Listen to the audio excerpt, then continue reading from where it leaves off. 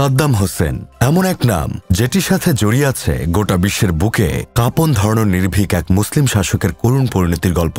নিজের শাসনামলে মার্কিন যুক্তরাষ্ট্রের মতো পরাশক্তিকেও 2 পয়সার দাম দিতেন না ইরাকের সাবেক রাষ্ট্রনায়ক। যদিও দিন শেষে নিজের তিলে তিলে গড়া সাম্রাজ্য ধরে রাখতে পারেননি সাদ্দাম। পশ্চিমা আগ্রাসনের সামনে টিকতে না পেরে ফাঁসির কাষ্ঠে ঝুলে প্রাণ দিতে হয় তৎকালীন সময়ের অন্যতম জনপ্রিয় এই মুসলিম শাসককে।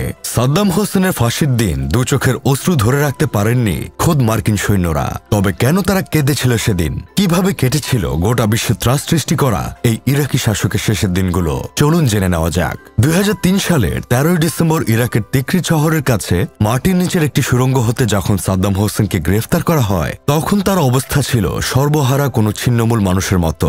সাদ্দামের বেশভূষা দেখে বোঝার উপায় ছিল না যে এই মানুষটাই একটা সময় লৌহ কঠিন হাতে গোটা ইরাক শাসন করেছেন। গ্রেফতারের পর ফাঁসির আগ অবধি একটি বিশেষ কারাকক্ষে রাখা হয়েছিল ইরাকের সাবেক প্রেসিডেন্টকে, যেখানে তার নিরাপত্তার দায়িত্বে নিয়োজিত ছিলেন 12 জন মার্কিন সৈনিক। এই মার্কিন সৈনিকরাই সাদ্দাম হোসেনের শেষ জীবনের সঙ্গী ছিলেন, যাদেরকে ডাকা হতো সুপার 12 নামে। তাদেরই মধ্যে একজন ছিলেন উইল বার্ডেন ওয়ার্পার। সাদ্দামকে পাহারা দেওয়া এই মার্কিন সৈন্য একটি বই লিখেছেন, যেটির নাম হল prisoner in his palace, his American guards and what history left unsaid. বাংলায় বইটির নাম হল নিজ প্রাসাদেই এক বন্দী। মূলত সাদ্দাম হোসেনের সাথে কাটানো সকল মুহূর্তের স্মৃতিচারণা করেই উইল বার্ডেন ওয়ার্পার নামক মার্কিন সৈনিক এই বইটি লিখেছিলেন। বার্ডেন ওয়ার্পারের ভাষ্যমতে তারা কখনোই সাদ্দাম হোসেনকে কোনো উগ্র মুসলিম শাসক হিসেবে দেখতেন না। তাদের কাছে সাদ্দাম ছিলেন বৃদ্ধ দাদুর মতো। তাছাড়া বইটি থেকে আরো জানা যায় কারাগারে বন্দী জীবনে সাদ্দাম মিষ্টি খেতে খুব ভালোবাসতেন। কয়েকদিন পরপরই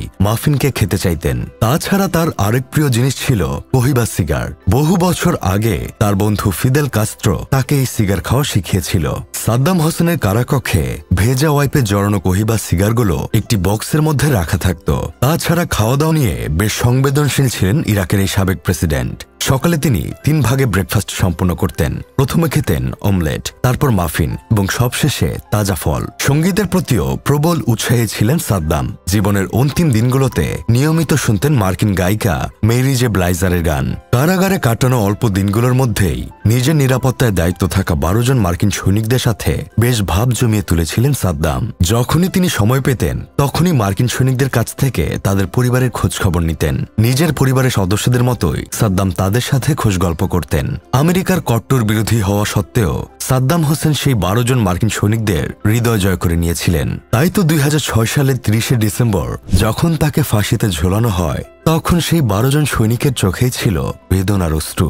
সাদ্দামের মৃত্যুদণ্ড কার্যকর হওয়ার কিছুদিন পরেই সেই 12 জন মার্কিন সৈনিকের মধ্যে অন্যতম সদস্য স্টিভ হাচিনসন চাকরি থেকে ইস্তফা দেন। তাছাড়া বাকি সৈনিকেরাও মানসিকভাবে ভেঙে পড়েছিলেন। সাদ্দামের মৃত্যুর এত বছর পরও তাকে নিয়ে বিশ্ববাসীর উৎসাহের কমতি নেই। কারো কাছে তিনি পশ্চিমা আগ্রাসনের বিরুদ্ধে একা লড়ে যাওয়া সুপারহিরো, কারো কাছে আবার মানুষ হত্যাকারী নিষ্ঠুর এক শাসক। একটা সময় গোটা বিশ্বকে কাঁপিয়ে দিয়ে দিন শেষে নীরব পথিকের মতো বিদায় নিয়েছিলেন ইরাকের এই সাবেক রাষ্ট্রনায়ক।